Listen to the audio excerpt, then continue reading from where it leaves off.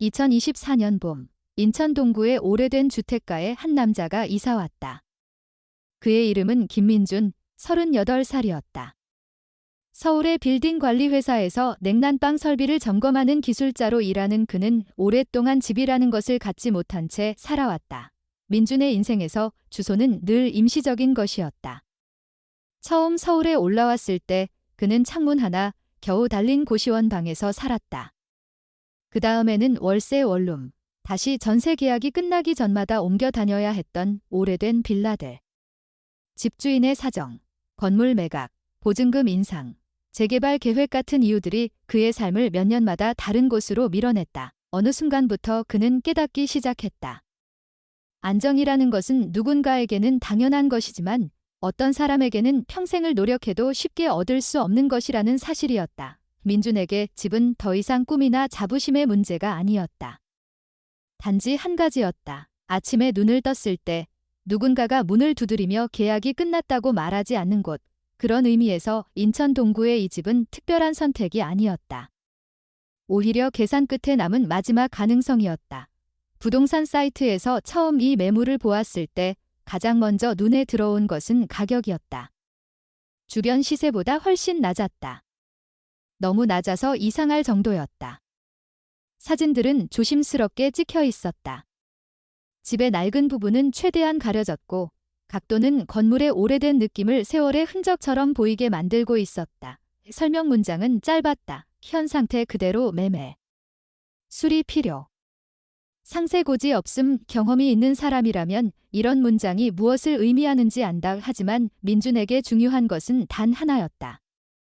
매달 사라지던 월세가 아니라 언젠가 자신의 것이 될 공간에 돈을 쓰는 것. 며칠 동안 그는 은행 계좌와 저축 내역을 여러 번 확인했다. 계산은 단순했다. 지금까지 임대료로 지불한 돈을 생각하면 낡은 집이라도 자신의 집이 되는 편이 낫다는 결론이었다. 결국 계약서에 서명이 이루어졌다. 그렇게 민준은 인천 동구의 오래된 골목에 있는 작은 집의 주인이 되었다. 이 동네는 서울에서 내려온 젊은 사람들이 일부러 선택하는 곳이 아니었다. 항구 근처에 형성된 오래된 주거지역이었고 대부분의 집들은 1980년대에 지어졌다. 낮은 벽돌집들이 좁은 골목을 따라 이어져 있었고 페인트는 여기저기 벗겨져 있었다. 동네에는 오래 산 사람들이 많았다. 그래서 새로운 얼굴은 금방 눈에 띄었다. 이사 온 첫 주 동안 민준은 여러 번 비슷한 시선을 느꼈다. 창문 뒤에서 잠깐 움직이는 커튼, 골목 끝에서 멈췄다가 다시 걸음을 옮기는 사람들. 인사는 있었지만 대화는 거의 없었다. 이 동네에서 관계는 말이 아니라 시간으로 만들어지는 것처럼 보였다. 민준은 그것이 나쁘다고 생각하지 않았다. 서울에서 살던 시간 동안 그는 이미 익숙해져 있었다. 서로 모르는 채로 살아가는 도시의 방식에 집 자체는 밖에서 보면 비교적 멀쩡해 보였다. 낮은 경사의 지붕, 오래된 벽돌 외벽, 색이 바랜 나무문이 큰 문제는 없어 보였다. 하지만 문을 열고 안으로 들어왔을 때 건물의 진짜 나이가 드러났다. 바닥은 약간 기울어 있었고 벽에는 가는 균열이 여러 군데 퍼져 있었다. 오래된 목재와 먼지가 섞인 냄새가 집안에 남아 있었다. 그 냄새는 불쾌하지는 않았지만 시간을 느끼게 하는 냄새였다. 천장을 올려다보면 작은 얼룩들이 몇 군데 보였다.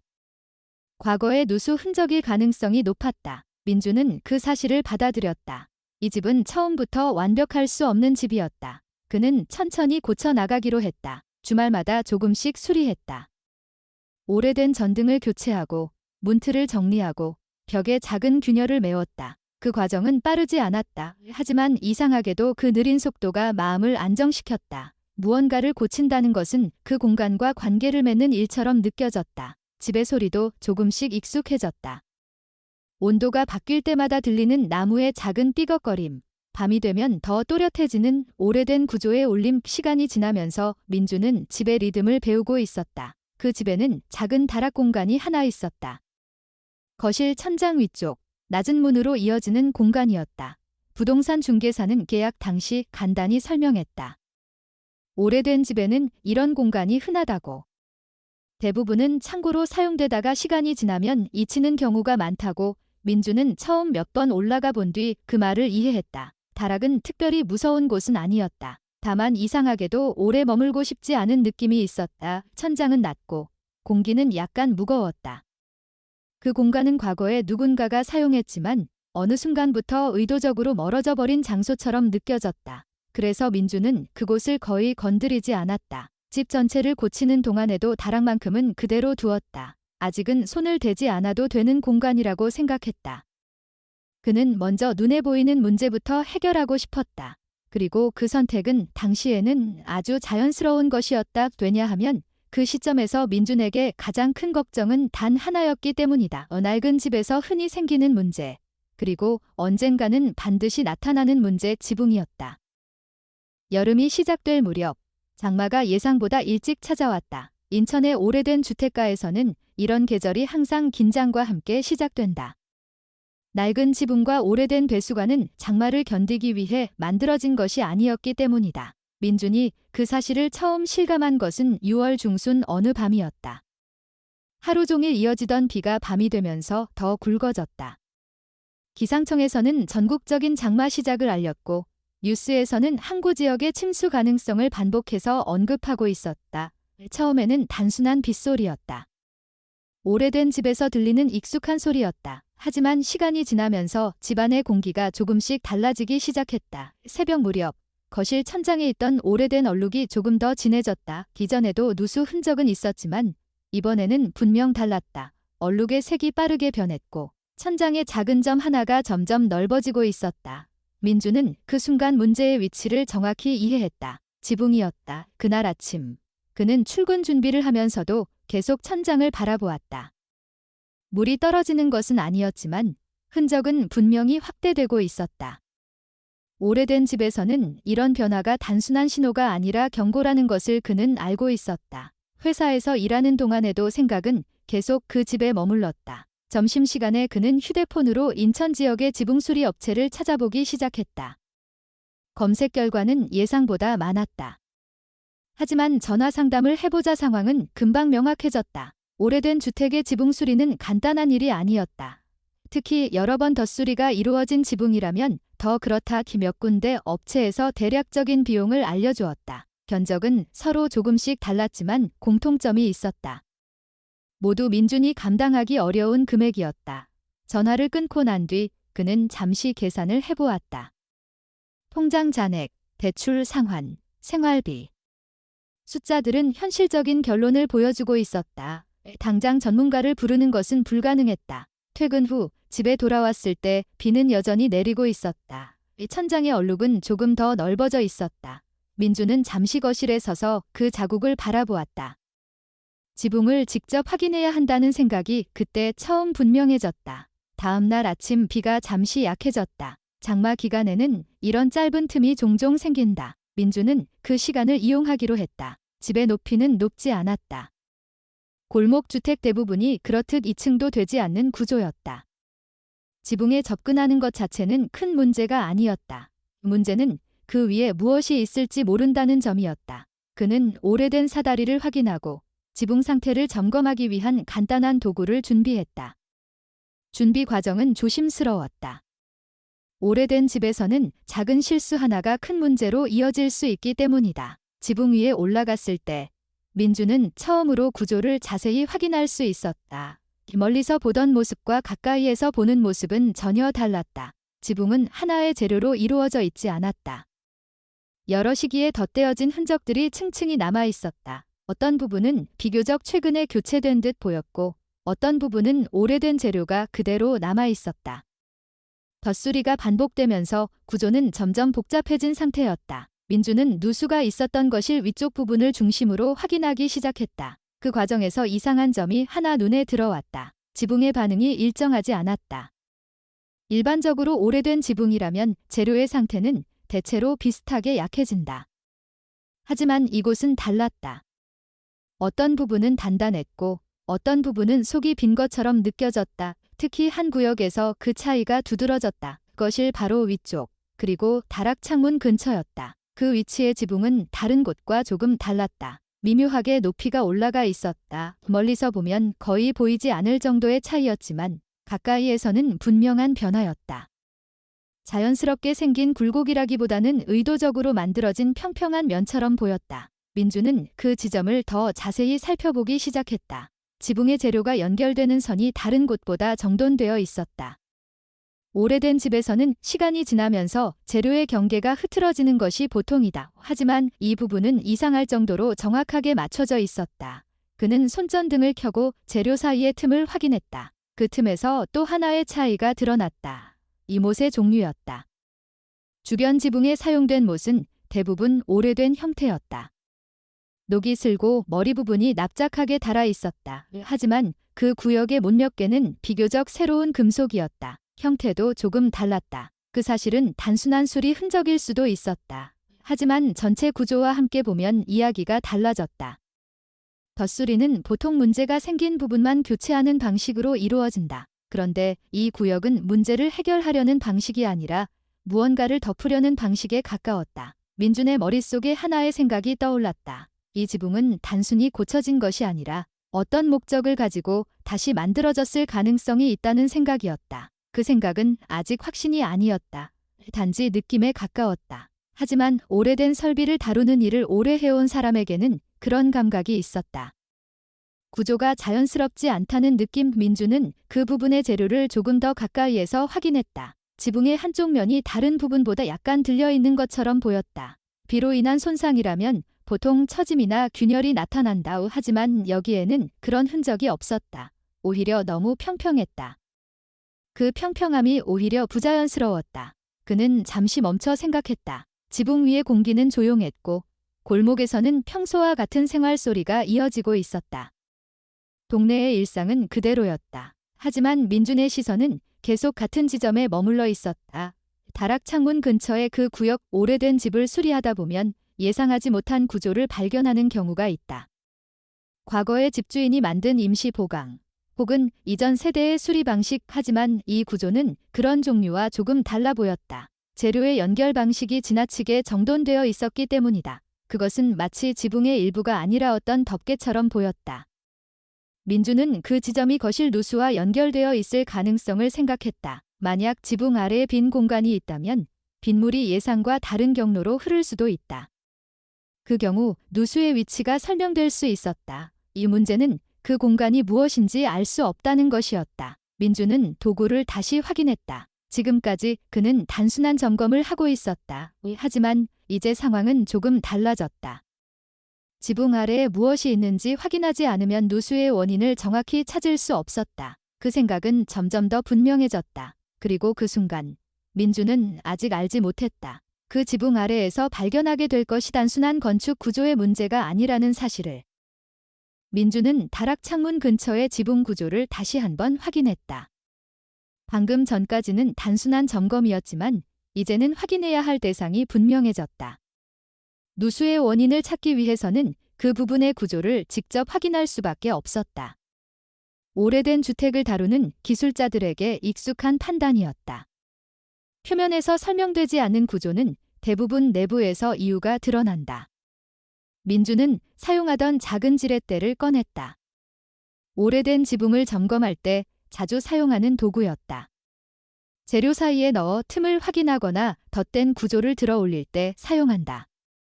그는 가장자리부터 조심스럽게 틈을 확인하기 시작했다. 처음에는 아무 변화가 없었다. 오래된 지붕은 보통 단단하게 붙어 있기 마련이었다. 하지만 조금 더 힘이 전달되자 예상과 다른 반응이 나타났다. 재료가 너무 쉽게 움직였다. 오래된 지붕이라면 보통 부서지거나 갈라지며 떨어져 나간다. 하지만 이곳의 재료는 그런 반응을 보이지 않았다. 마치 나중에 다시 열 수 있도록 덮어둔 것처럼 분리되었다. 민주는 순간 손을 멈췄다. 이 구조가 단순한 수리 방식이 아니라는 확신이 점점 강해지고 있었다. 그는 다시 도구를 넣어 조금 더 들어 올렸다. 그때 얇은 판이 하나 들려 올라왔다. 그 아래에는 일반적인 지붕 하부 구조가 보이지 않았다. 대신 가로 방향으로 놓인 나무 판이 나타났다. 나무의 색은 주변보다 어두웠고 오래된 흔적이 있었다. 그러나 지붕 전체의 나이에 비하면 비교적 덜 마모된 상태였다. 못의 배치도 눈에 들어왔다. 일정한 간격으로 박혀 있었지만 영구적인 고정 방식과는 달랐다. 임시로 덮어 두었다가 다시 열 수 있는 구조처럼 보였다. 민주는 천천히 그 판을 들어 올렸다. 그 아래에서 예상하지 못한 공간이 드러났다. 지붕과 다락 사이에 좁은 빈 공간이 존재하고 있었다. 그 공간은 사람 하나가 들어갈 수 있을 정도로 넓지는 않았지만 물건을 보관하기에는 충분한 크기였다. 그는 휴대폰 손전등을 켜서 안쪽을 비추었다. 먼지가 떠다니는 공기가 보였다. 그리고 그 먼지 사이로 몇 개의 형태가 드러났다. 처음에는 무엇인지 분간하기 어려웠다. 오래된 목재 조각이나 단열재처럼 보이기도 했다. 하지만 빛의 각도가 조금 바뀌자 형태가 분명해졌다. 천으로 감싸진 덩어리였다. 하나가 아니라 여러 개였다. 길이가 다른 덩어리와 직사각형 형태의 상자도 보였다. 그것들은 아무렇게나 쌓여 있는 것이 아니었다. 일정한 방향으로 나란히 놓여 있었다. 누군가가 공간의 크기를 계산하고 배치한 것처럼 보였다. 민준의 머릿속에 여러 가능성이 스쳤다. 오래된 집에서는 이전 세대가 돈이나 문서를 숨겨두는 경우도 있다. 하지만 이 공간은 그런 즉흥적인 은닉 장소와는 달랐다. 지붕 자체가 그 공간을 덮도록 설계된 것처럼 보였기 때문이다. 그는 잠시 아무 행동도 하지 않았다. 그대로 덮어두는 것이 더 안전할지도 모른다는 생각이 들었다. 하지만 다른 현실적인 문제가 있었다. 지금 이 구조는 이미 열려 있었다. 그리고 장마는 계속되고 있었다. 다음 비가 오면 물이 이 공간으로 들어갈 가능성이 있었다. 만약 안에 있는 물건이 무엇이든 상관없이 적게 된다면 상황은 더 복잡해질 수 있었다.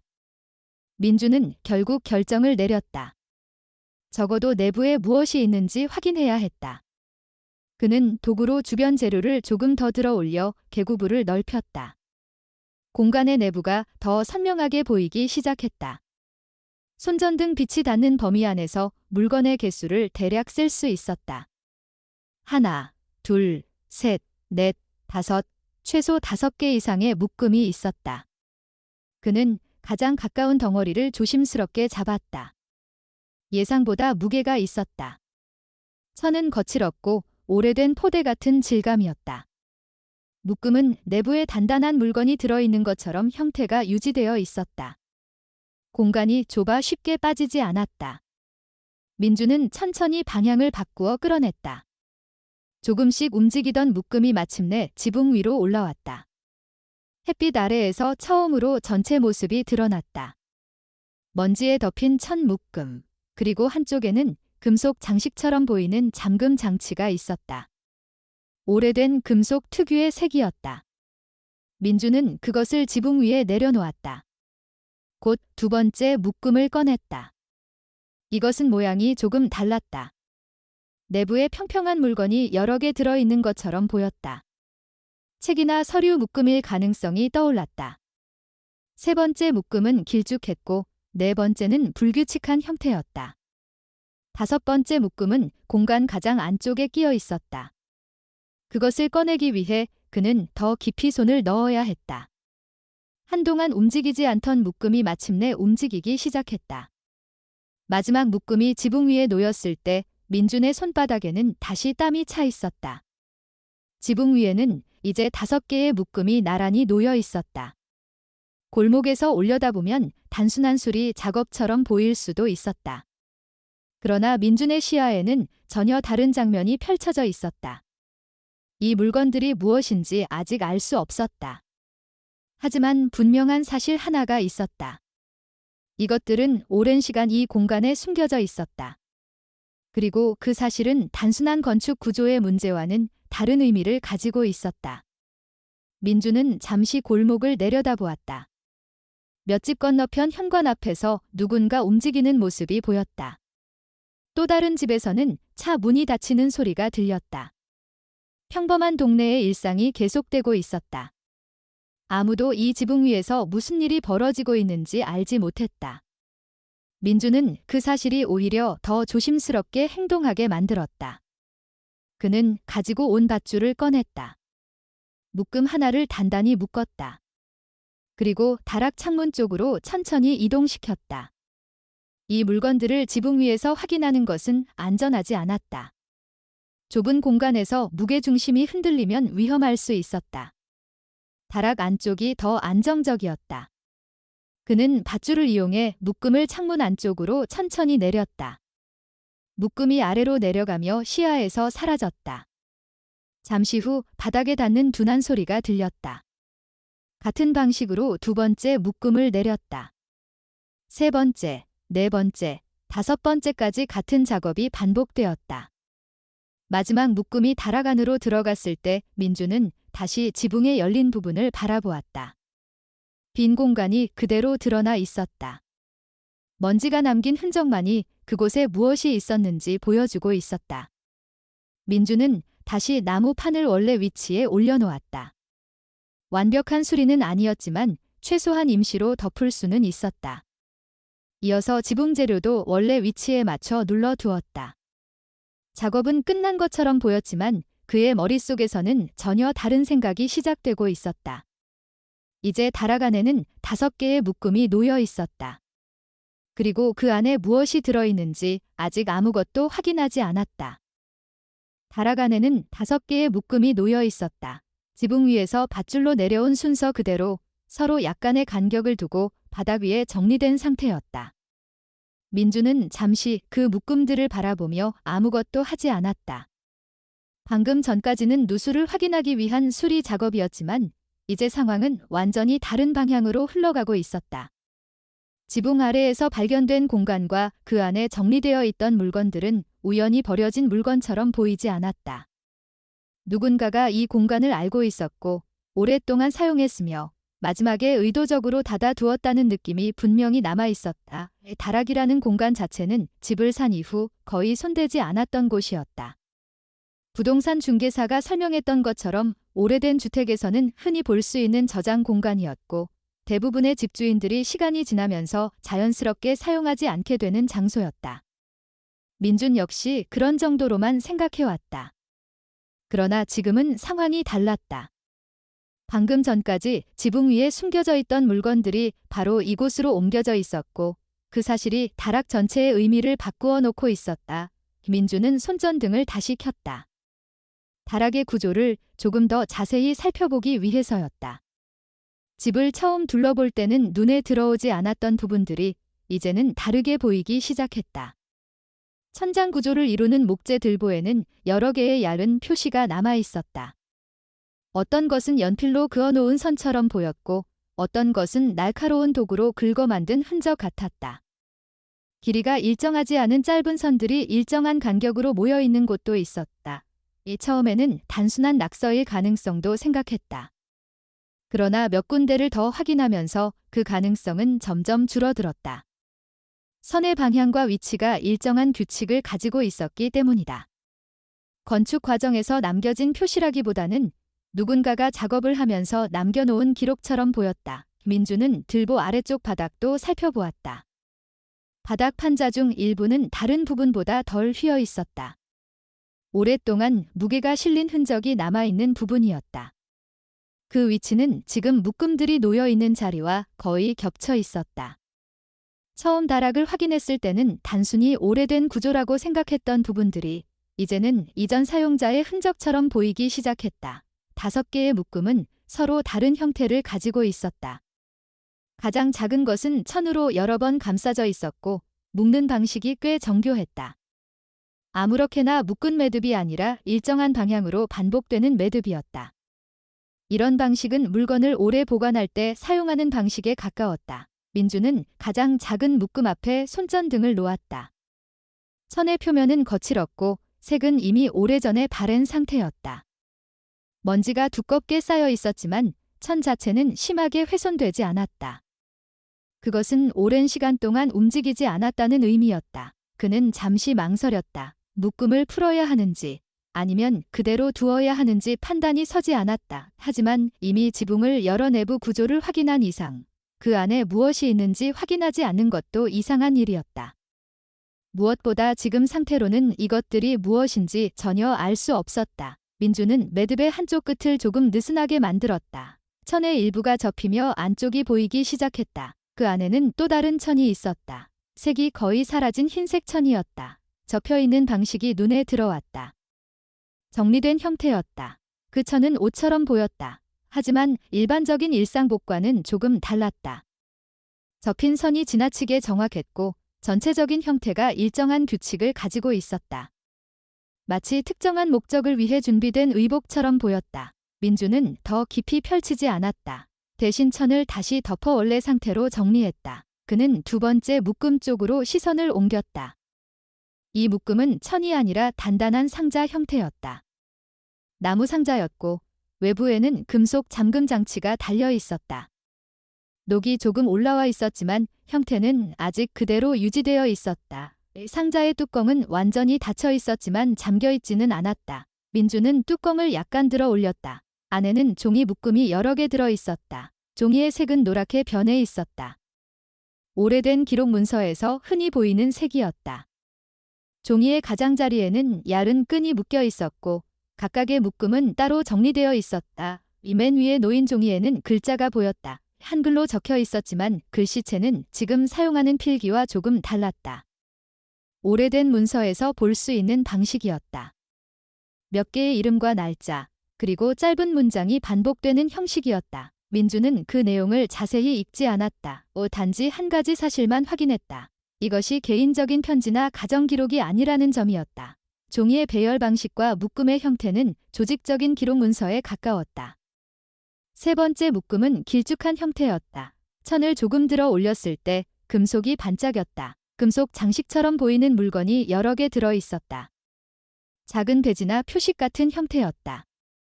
각각의 금속에는 비슷한 문양이 새겨져 있었다. 민주는 그 문양을 오래 바라보았다. 익숙하지 않은 형태였다. 하지만 단순한 장식용 문양은 아니라는 느낌이 들었다. 네 번째 묶음에는 두꺼운 천이 여러 겹 접혀 있었다. 그 안쪽에는 또 다른 직물이 들어 있었다.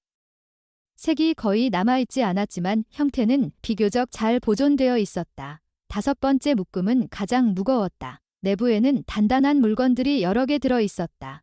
민주는 그 묶음을 열지 않았다. 이미 충분한 정보가 드러나기 시작했기 때문이다. 다락 안의 공기는 처음 올라왔을 때와 달라진 것처럼 느껴졌다. 이전에는 단순히 오래된 집의 저장 공간처럼 느껴졌던 곳이었지만 이제는 과거의 어떤 활동이 남겨진 장소처럼 보였다. 지붕 아래에 숨겨진 공간, 그 안에 정리된 물건들, 들보에 남아있는 표시들, 이 모든 것이 우연히 만들어진 상황이라고 생각하기는 어려웠다. 민주는 다시 5개의 묶음을 바라보았다. 이 물건들은 단순한 오래된 물건이 아니었다. 누군가가 의도적으로 보관했고 누군가가 의도적으로 숨겨두었다. 그리고 그 사실은 지금 이 집의 의미를 완전히 바꾸고 있었다. 민주는 다락 입구 쪽을 바라보았다. 아래층은 평소와 같은 집이었다. 하지만 지금 이 다락 안에서는 그 집의 과거가 조금씩 모습을 드러내고 있었다. 다락에 내려놓인 5개의 묶음은 이제 단순한 물건처럼 보이지 않았다. 처음 지붕 아래에서 꺼냈을 때만 해도 오래된 집에서 발견될 수 있는 어떤 보관품일 가능성을 생각할 수 있었다. 하지만 묶음 하나하나를 확인하면서 민준의 생각은 점점 달라지고 있었다. 물건들의 정리 방식, 묶는 방식, 그리고 내부에 들어있는 내용은 분명히 어떤 목적을 가진 집단의 흔적에 가까웠다. 개인이 취미로 모아둔 물건이나 가족의 기념품과는 성격이 전혀 달랐다. 민주는 다시 첫 번째 묶음을 바라보았다. 흰 천으로 접혀있던 의복의 형태가 머릿속에 계속 남아있었다. 한국의 오래된 기록에서 특정한 집단이 의례를 위해 사용하던 복식이 존재한다는 사실은 역사책을 통해 알고 있었다. 그러나 그것이 이런 형태로 개인주택의 지붕 아래에서 발견될 것이라고는 생각해 본 적이 없었다. 두 번째 묶음에 들어있던 문서들도 단순한 개인 기록으로 보이지 않았다. 종이 묶음에는 이름과 날짜가 반복적으로 나타났고 일정한 형식으로 정리되어 있었다. 민주는 문서 한 묶음을 조심스럽게 들어 올렸다. 종이는 매우 오래된 것이었지만 생각보다 상태가 좋았다. 누군가가 습기를 피하기 위해 여러 겹의 천과 나무 상자를 사용해 보관한 흔적이 있었다. 이 문서 맨 위에는 몇 개의 이름이 적혀 있었다. 그중 일부 성씨는 민준에게 낯설지 않았다. 인천에서 오래 살아온 사람들이라면 익숙하게 들을 수 있는 성씨였다.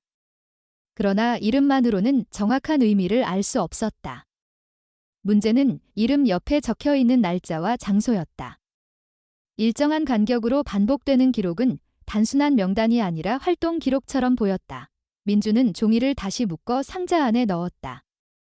더 있는 것은 지금 상황에서 의미가 없다고 판단했다. 문서의 내용이 무엇이든 그것이 단순한 개인 기록이 아니라는 사실은 이미 충분히 드러나 있었다. 세 번째 묶음에서 발견된 금속 물건들도 같은 방향을 가리키고 있었다. 배지처럼 보이는 금속 표식에는 같은 문양이 반복적으로 새겨져 있었다. 단순한 장식이라기보다는 어떤 상징을 나타내는 표식처럼 보였다. 민주는 그 문양을 여러 번 살펴보았다. 인터넷이나 뉴스에서 본 적 있는 상징과 정확히 일치하지는 않았지만 집단을 나타내는 표식이라는 느낌은 분명했다. 네 번째 묶음에는 두꺼운 직물이 여러 겹으로 접혀 있었다. 그것은 앞에서 본 흰 의복과 비슷한 재질이었다. 접혀 있는 방식이 동일했고 크기와 형태도 일정했다. 마치 여러 사람이 같은 복식을 사용했던 것처럼 보였다. 다섯 번째 묶음은 가장 무거웠다. 천을 조금 들어 올렸을 때 내부에 여러 개의 금속 물체가 들어있다는 것을 확인할 수 있었다. 그중 하나를 천 사이에서 꺼냈을 때 그것이 단순한 장식이 아니라는 사실이 분명해졌다. 금속 표면에는 문양과 함께 작은 글자가 새겨져 있었다. 그것은 특정한 직책이나 지위를 나타내는 표식처럼 보였다. 민주는 그 물건을 오래 들고 있지 않았다. 다시 천으로 감싸 묶음 안에 넣었다. 지금까지 확인한 것만으로도 상황은 충분히 명확해지고 있었다. 5개의 묶음은 서로 다른 종류의 물건을 담고 있었지만 공통점이 있었다. 모든 것이 조직적인 방식으로 정리되어 있었다. 의복, 상징물, 기록 문서, 금속 표식. 각각의 물건은 어떤 집단 활동을 구성하는 요소처럼 보였다. 민준의 머릿속에 하나의 가능성이 떠올랐다. 이 집이 단순한 개인 주택이 아니라 과거의 어떤 집단 활동과 연결된 장소였을 가능성이었다. 이 문서에 적힌 날짜는 오래된 것이었다. 종이 상태와 글씨체를 보면 최소 수십 년 이상 전의 기록일 가능성이 높았다. 한국 현대사에서 특정한 시기에는 여러 극단적인 정치 집단이나 비밀 조직들이 존재했다는 사실도 잘 알려져 있었다. 특히 항구 도시였던 인천은 과거 다양한 정치적 활동이 이루어지던 장소였다. 민주는 다락천장을 다시 바라보았다. 들보에 남아있는 표시들이 다시 눈에 들어왔다. 처음에는 의미를 알 수 없었던 선들이 이제는 조금 다른 느낌으로 보였다. 어떤 순서나 번호처럼 보이기도 했다. 그는 다락 바닥의 판자들을 다시 살펴보았다. 묶음들이 놓여있던 자리에는 오래된 먼지 위에 흐릿한 윤곽이 남아있었다. 오랫동안 같은 위치에 놓여 있었음을 보여주는 흔적이었다. 이 집의 이전 주인이 누구였는지에 대한 정보는 민준이 거의 알지 못했다. 계약 당시 중개사는 집주인이 오래전에 다른 지역으로 이사갔고 이후 몇 번 소유자가 바뀌었다는 정도만 설명했다. 오래된 주택에서는 흔한 일이었다. 하지만 지금 상황에서는 그 설명이 충분하지 않다는 생각이 들었다. 이 물건들은 단순히 잊혀진 물건이 아니었다. 누군가가 의도적으로 숨겼고 다시 찾지 못한 채 시간이 지나버린 물건들이었다. 그리고 그 사실은 민준에게 새로운 문제를 남기고 있었다. 이 물건들을 어떻게 해야 하는가였다. 단순히 다시 지붕 아래에 넣어 숨기는 것은 불가능했다. 이미 내부 구조를 확인했고 묶음도 풀어보았다. 다시 원래 상태로 돌려놓는다고 해서 상황이 사라지는 것은 아니었다. 그렇다고 개인이 처리할 수 있는 문제도 아니었다. 문서와 물건의 성격을 보면 역사적 기록일 가능성이 높았다. 그리고 어떤 조직의 활동과 연결된 것이라면 더더욱 개인이 판단할 문제가 아니었다. 민주는 잠시 생각을 정리하려고 했다. 지금까지 확인한 사실은 3가지였다. 첫째, 지붕 아래에 숨겨진 공간이 존재한다는 것. 둘째, 그 공간에는 5개의 묶음이 오랫동안 보관되어 있었다는 것. 셋째, 그 묶음들은 과거의 어떤 조직 활동과 관련된 물건일 가능성이 높다는 것. 이 세 가지 사실만으로도 상황은 단순하지 않았다. 민주는 휴대폰을 꺼냈다. 그리고 다락 안에 놓인 묶음들을 하나씩 사진으로 기록하기 시작했다. 유문서 상자, 금속 표식, 접힌 의복, 그리고 들보에 남아있는 표시들까지. 그 기록은 나중에 필요할지도 모른다는 생각 때문이었다. 사진을 찍는 동안 민준의 마음속에는 점점 하나의 결론이 형성되고 있었다. 이 문제는 더 이상 개인이 해결할 수 있는 범위를 넘어선다는 결론이었다. 그리고 그 생각은 곧 다음 행동으로 이어질 가능성이 높았다. 민준은 다락에 남아있는 5개의 묶음을 다시 한번 확인했다. 이미 사진 기록은 충분히 남겨두었다. 문서 상자의 내부 구조, 금속 표식의 모양, 접힌 의복의 형태, 그리고 들보에 남아있는 표시까지 모두 기록되어 있었다. 이제 남은 문제는 무엇을 해야 하는지 결정하는 일이었다. 그는 다락 입구 근처에 잠시 앉아 생각을 정리했다. 지금까지의 상황을 단순히 집에서 발견된 오래된 물건 정도로 넘길 수는 없었다. 문서와 물건의 정리 방식은 개인 보관물과는 확연히 달랐다. 일정한 형식의 기록, 반복되는 이름, 상징적인 표식. 이 모든 것은 어떤 조직 활동과 연결된 흔적처럼 보였다. 민주는 3가지 선택을 떠올렸다. 첫 번째는 아무 일도 없었던 것처럼 다시 숨기는 방법이었다. 지붕 구조를 다시 덮고 다락을 그대로 두면 외부에서는 아무도 알 수 없을 것이다. 오래된 집에서는 과거의 흔적이 그대로 남아있는 경우도 흔했다. 만약 아무도 찾지 않는다면 이 물건들은 앞으로도 계속 이 집안에 남아있을 가능성이 있었다. 하지만 그 선택은 오래 유지될 수 없다는 사실을 그는 알고 있었다. 이미 물건의 존재를 확인했고 사진 기록까지 남겼다. 그리고 무엇보다 그 물건들이 어떤 성격을 가지고 있는지 어느 정도 이해하기 시작했다. 두 번째 선택은 개인적으로 전문가를 찾는 것이었다. 역사 연구자나 문화재 관련 기관에 연락해 조용히 상담을 받는 방법이었다. 그 경우 사건이 크게 알려지지 않을 수도 있었다. 그러나 그 방법에도 문제가 있었다. 이런 종류의 물건이 발견되었을 때 개인이 먼저 처리하려 했다는 사실 자체가 나중에 오해를 불러올 수 있었다. 마지막 선택은 가장 직접적인 방법이었다. 경찰이나 공공기관에 바로 신고하는 것이었다. 이 방법은 상황을 완전히 공개하는 결과로 이어질 가능성이 높았다. 집은 조사 대상이 될 수도 있고 주변 사람들에게도 알려질 수 있었다. 하지만 동시에 가장 책임 있는 선택이기도 했다. 민주는 다시 휴대폰을 확인했다. 다락에서 촬영한 사진들이 화면에 정리되어 있었다. 사진 속에는 묶음들의 모습과 문서의 일부 내용이 분명히 보였다. 그는 사진을 몇 장 더 확대해서 살펴보았다. 문서의 날짜와 이름들이 반복되는 패턴을 보이고 있었다. 그것은 단순한 개인 기록이라기보다는 활동 기록처럼 보였다. 이 물건들이 무엇이든 과거의 어떤 사건이나 활동과 연결되어 있을 가능성이 높았다. 민주는 더 이상 혼자 판단할 문제가 아니라는 결론을 내렸다. 그는 휴대폰에서 통화 화면을 열었다. 잠시 번호를 누르지 않은 채 화면을 바라보았다. 신고를 한다는 것은 상황을 공식적으로 시작한다는 의미였다. 그 순간부터 이 집은 단순한 개인 주택이 아니라 조사 대상 장소가 될 수도 있었다. 그러나 이미 선택은 거의 정해져 있었다. 민주는 결국 번호를 눌렀다. 110이었다. 전화 연결은 빠르게 이루어졌다. 민주는 최대한 침착하게 상황을 설명하기 시작했다. 집의 위치, 지붕 수리를 하다가 발견된 구조, 지붕 아래에서 발견된 5개의 묶음, 그리고 그 안에 있는 물건들의 종류의 통화는 예상보다 차분하게 진행되었다. 상담원은 질문을 하나씩 정리하며 상황을 확인했다. 현재 집안에 다른 사람이 있는지, 물건을 얼마나 이동했는지, 위험한 물질이 있는지 확인하는 질문들이 이어졌다. 이민주는 사실 그대로 답했다. 묶음들은 지붕 아래에서 다락으로 옮겼지만 다른 곳으로 이동하지 않았고 위험한 물질로 보이는 것은 발견하지 못했다고 설명했다. 상담원은 신고 내용을 접수한 뒤 가까운 경찰이 현장으로 이동할 것이라고 안내했다. 전화가 끝났을 때 민주는 잠시 그대로 서 있었다. 이제 상황은 혼자 처리할 수 있는 단계가 아니었다. 잠시 후 경찰이 도착했다. 민주는 처음부터 상황을 다시 설명했다.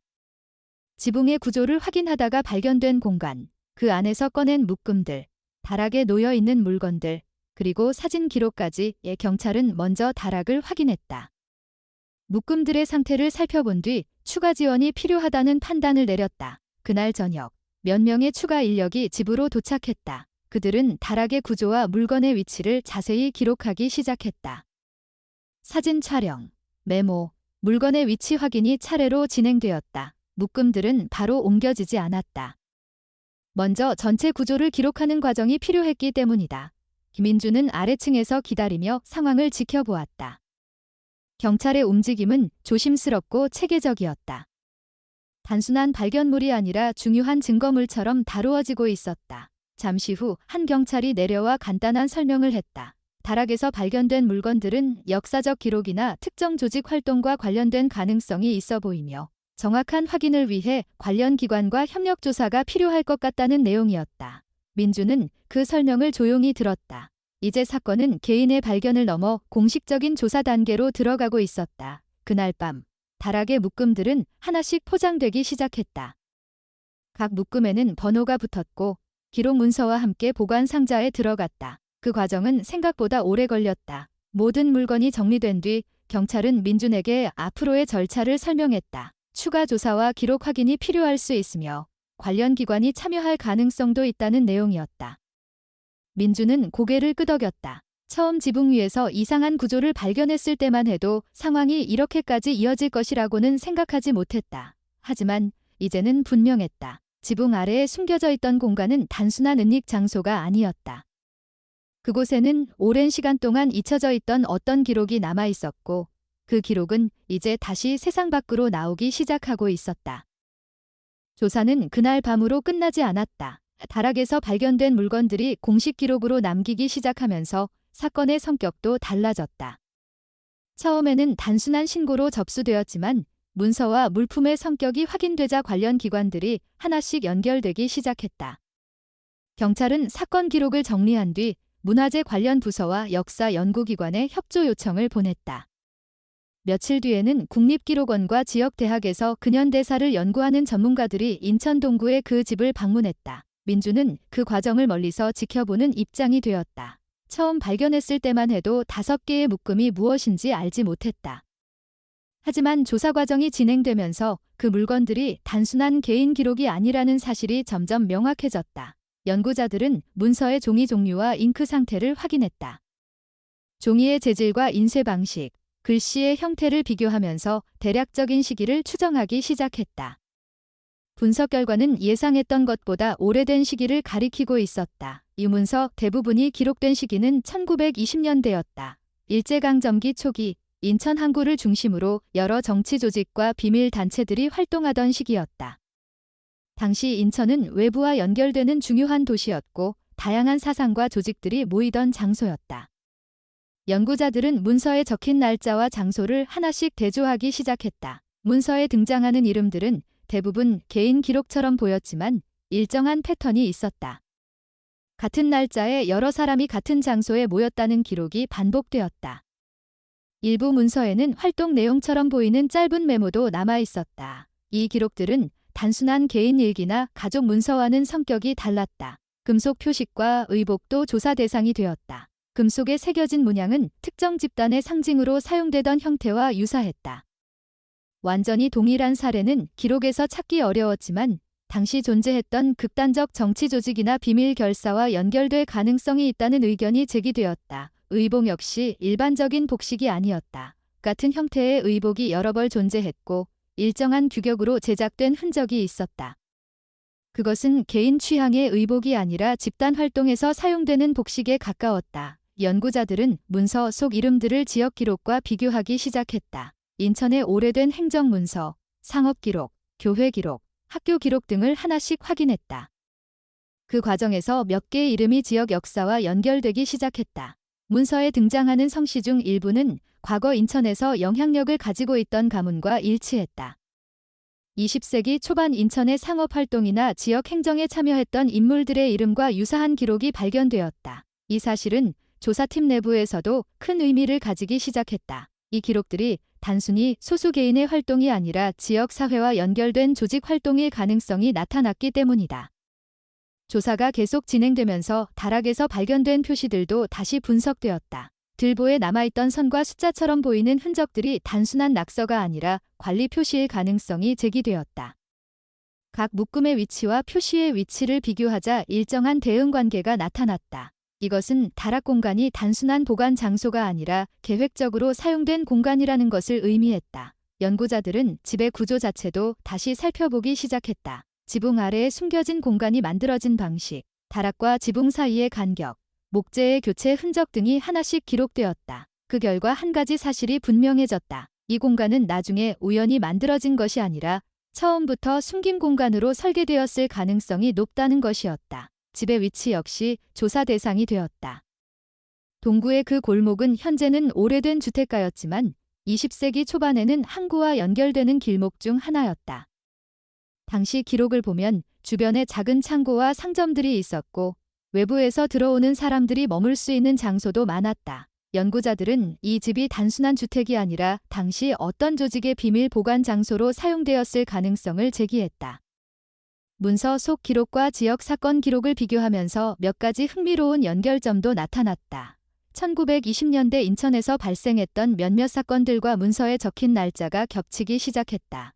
당시 신문 기사에는 자세한 내용이 남아있지 않았지만 특정 날짜에 모임이 있었던 기록이 문서 속 일정과 일치하는 경우가 발견되었다. 이 발견은 조사 범위를 넓히는 계기가 되었다. 연구자들은 인천뿐 아니라 다른 지역 기록도 함께 조사하기 시작했다. 문서에 등장하는 장소 중 일부는 다른 도시의 이름과 연결되어 있었다. 그 과정에서 다락에서 발견된 물건들이 단순히 한 지역의 기록이 아니라 더 넓은 활동 네트워크의 일부일 가능성이 제기되었다. 이 사실이 알려지면서 언론의 관심도 점점 커졌다. 처음에는 단순한 오래된 문서 발견 사건처럼 보였지만 조사 결과가 조금씩 공개되면서 이야기는 다른 방향으로 확장되기 시작했다. 인천의 오래된 주택에서 발견된 기록이 과거의 비밀 조직 활동과 연결될 수 있다는 가능성이 언론 보도를 통해 알려지기 시작했다. 동네 사람들도 이 사실을 조금씩 알게 되었다. 처음에는 경찰 차량이 골목에 들어온 것 정도로만 이야기되었지만 시간이 지나면서 집의 다락에서 오래된 기록이 발견되었다는 소문이 퍼졌다. 김민주는 그 모든 변화의 중심에 서 있는 사람이었다. 그러나 그는 조사 과정에 깊이 참여하지 않았다. 대부분의 시간은 연구자와 조사기관이 문서와 물건을 분석하는 데 사용되었고 민주는 발견 당시의 상황을 설명하는 역할만 했다. 그에게는 여전히 믿기 어려운 일이었다. 몇 주 전까지만 해도 그 집은 단순히 오래된 주택이었고 가장 큰 문제는 지붕의 누수였다. 하지만 지금은 그 집의 다락이 한 도시의 과거를 다시 꺼내는 장소가 되어 있었다. 조사가 진행될수록 한 가지 사실이 점점 분명해졌다.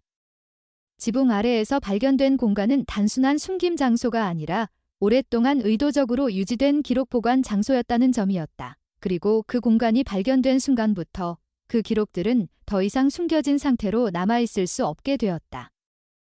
조사는 몇 달 동안 계속되었다. 처음에는 다락에서 발견된 5개의 묶음을 중심으로 시작된 조사였지만 시간이 지나면서 범위는 점점 넓어졌다. 문서에 기록된 날짜와 이름, 장소들이 하나씩 정리되면서 과거의 기록들이 서로 연결되기 시작했다. 조사기관은 발견된 문서와 물건들을 공식적으로 국립기록원으로 이관했다. 보존 처리가 진행되었고 일부 자료는 학계 연구자들에게 공개되었다. 그 과정에서 밝혀진 사실들은 예상보다 훨씬 복잡했다. 문서 속에 등장했던 이름들 중 일부는 이미 지역 역사 기록 속에 존재하는 인물들이었다. 그들은 상인이었고 지역 단체의 구성원이었고 때로는 공적인 역할을 맡았던 사람들이었다. 오래된 기록 속에서 그들의 이름은 평범하게 등장했지만 다락에서 발견된 문서들은 그들이 또 다른 활동에 참여했을 가능성을 보여주고 있었다. 연구자들은 신중하게 기록을 비교했다. 문서 속 모임 날짜와 당시 지역에서 발생했던 사건 기록을 대조했다.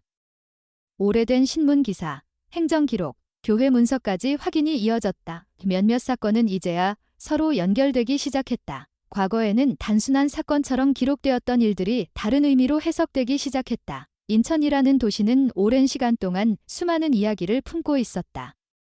항구 도시였던 만큼 외부의 영향을 많이 받았고 다양한 사람들이 모여 살았으며 때로는 갈등과 충돌도 존재했다. 그러나 많은 기록들은 시간이 지나면서 잊히거나 단순한 사건으로만 남아 있었다. 다락에서 발견된 기록은 그 잊혀진 시간의 일부를 다시 드러내고 있었다. 조사가 진행되면서 한 가지 사실이 분명해졌다. 그 집은 단순한 주택이 아니었다. 과거 어느 시기, 그곳은 특정한 집단이 물건과 기록을 숨겨두기 위해 선택한 장소였다. 지붕 아래에 만들어진 공간, 다락들보에 남겨진 표시, 그리고 정리된 묶음들까지 모든 것이 계획된 구조였다. 그 구조는 수십 년 동안 그대로 유지되어 왔다. 집의 소유자는 여러 번 바뀌었지만 아무도 그 공간을 발견하지 못했다. 지붕 위에 덧대어진 재료들은 시간이 지나면서 자연스럽게 집의 일부처럼 보이게 되었고 다락은 점점 잊혀진 공간이 되었다. 그리고 그 긴 시간이 흐른 뒤 장마로 인한 누수가 그 비밀을 드러내는 계기가 되었다. 민주는 그 모든 과정을 멀리서 지켜보고 있었다. 그는 조사에 필요한 기본적인 설명만 제공했을 뿐 사건의 중심에 서려고 하지 않았다. 처음 집을 샀을 때 그의 계획은 단순했다. 오래된 집을 조금씩 고치면서 안정된 삶을 만드는 것이었다. 하지만 현실은 예상과 다른 방향으로 흘러갔다. 집은 단순한 생활 공간이 아니라 과거의 기록을 품고 있던 장소였다. 조사가 마무리될 무렵 경찰과 연구자들은 마지막 보고서를 정리했다. 발견된 문서와 물건들은 역사 자료로 분류되었고 일부는 연구 자료로 보존되었다. 다락은 더 이상 조사 장소가 아니게 되었다. 모든 물건이 이관된 뒤 집은 다시 민준의 생활 공간으로 돌아왔다. 지붕은 새로 수리되었다. 누수 문제도 완전히 해결되었다. 다락 역시 정리되었다. 먼지가 쌓여있던 바닥이 깨끗해졌고 들보에 남아있던 오래된 표시들도 대부분 사라졌다. 그러나 완전히 사라지지 않는 것도 있었다. 그 공간에 있었던 시간의 흔적이었다. 민주는 가끔 다락에 올라가 그곳을 바라보곤 했다. 지금은 아무것도 없는 공간이지만 한때는 오래된 기록과 물건들이 놓여 있었던 자리였다. 그는 종종 생각했다. 만약 그날 장마가 오지 않았다면 어떻게 되었을까? 누수가 없었다면 그는 지붕 위로 올라가지 않았을 것이다. 지붕 위로 올라가지 않았다면 그 작은 구조의 차이를 발견하지 못했을 것이다. 그리고 그 공간은 앞으로도 계속 숨겨진 채 남아 있었을지도 모른다. 세상에는 그런 이야기들이 많다. 누군가가 의도적으로 숨겨두었고 시간이 지나면서 잊혀진 이야기들. 하지만 어떤 순간에는 아주 사소한 사건 하나가 그 이야기를 다시 세상 밖으로 끌어내기도 한다. 민준에게 그 사건은 단순한 지붕 누수였다. 그러나 그 작은 사건이 한 도시의 오래된 기록을 다시 드러내는 계기가 되었다. 동네 사람들도 시간이 지나면서 그 사실을 받아들이기 시작했다. 처음에는 낯선 이야기였지만 점점 지역의 역사로 이해되기 시작했다. 어떤 사람들은 불편해했다. 어떤 사람들은 그 사실을 알고 싶어 했다. 그러나 한 가지는 분명했다. 숨겨진 기록은 언젠가 드러난다는 사실이었다. 시간이 지나면서 민준의 집은 다시 평범한 집으로 돌아갔다. 골목의 일상도 예전과 다르지 않았다. 사람들은 출근을 하고 가게를 열고 저녁이 되면 집으로 돌아왔다. 민준 역시 예전처럼 회사에 다니며 생활을 이어갔다. 그의 삶은 크게 변하지 않았다. 하지만 한 가지는 달라졌다. 그 집을 바라보는 그의 생각이었다. 처음 집을 샀을 때 그는 단지 안정된 삶을 원했다. 비가 와도 걱정하지 않아도 되는 지붕. 계약 기간을 걱정하지 않아도 되는 주소. 그러나 지금 그 집은 또 다른 의미를 가지게 되었다. 그 집은 한때 숨겨진 시간을 품고 있었고 그 시간은 이제 더 이상 숨겨져 있지 않게 되었다. 민주는 어느 날 저녁 다락에 올라가 잠시 서 있었다. 비밀이 있었던 공간은 이제 비어 있었다. 그러나 그 빈 공간은 이상하게도 무겁지 않았다. 오히려 가벼웠다. 어떤 이야기가 끝난 뒤에 남는 침묵처럼 느껴졌다. 그는 그 공간을 바라보며 조용히 생각했다. 사람은 집을 선택한다고 생각하지만 때로는 집이 사람에게 이야기를 맡기기도 한다. 그 이야기를 외면할 수도 있고 세상 밖으로 꺼낼 수도 있다. 그리고 그 선택이 때로는 한 사람의 삶뿐 아니라 한 도시의 기억까지 바꾸기도 한다. 진실은 언제나 편안한 것은 아니다. 하지만 숨겨진 채 남아있는 진실보다 드러난 진실이 더 많은 사람을 자유롭게 한다. 그래서 어떤 이야기들은 결국 세상 밖으로 나오게 된다. 비가 새는 지붕처럼 조용히, 그러나 분명하게. 오늘 이야기를 끝까지 관심 있게 들어주신 여러분께 진심으로 감사의 마음을 전합니다. 바쁜 일상 속에서도 잠시 시간을 내어 이 이야기를 함께 해주셨다는 사실이 저희에게는 큰 힘이 됩니다. 이야기는 단순한 사건을 전하는 것이 아니라 우리가 살아가는 삶과 사람의 마음을 다시 한번 돌아보게 만드는 작은 계기가 되기도 합니다. 오늘의 이야기는 우리에게 한 가지 조용한 질문을 남깁니다. 눈에 보이지 않는 시간 속에도 누군가의 선택과 기록, 그리고 숨겨진 진실이 존재한다는 사실입니다. 때로는 아주 사소한 계기가 잊혀졌던 이야기를 다시 세상 밖으로 드러내기도 합니다. 그리고 그 과정 속에서 우리는 과거를 이해하고 현재를 더 깊이 바라보게 됩니다. 이야기를 통해 우리가 얻을 수 있는 가장 큰 교훈은 진실을 외면하지 않는 용기와 책임입니다. 작은 선택 하나가 더 많은 사람들에게 의미 있는 변화를 만들어낼 수 있다는 사실을 우리는 종종 잊고 살아갑니다. 하지만 오늘의 이야기처럼 한 사람의 정직한 선택은 시간이 지나 더 큰 의미로 이어질 수 있습니다. 여러분의 관심과 응원이 이 채널이 계속 이야기를 전할 수 있는 가장 큰 힘이 됩니다. 만약 오늘 이야기가 조금이라도 마음에 남았다면 아래 여러분의 생각이나 느낌을 댓글로 나누어 주시면 감사하겠습니다. 그리고 채널을 응원해 주시려면 좋아요를 눌러주시고 구독도 함께 해주시기 바랍니다. 여러분 한 분 한 분의 참여와 응원이 이 공간을 더 따뜻하게 만들어줍니다. 오늘도 함께 해주셔서 진심으로 감사합니다.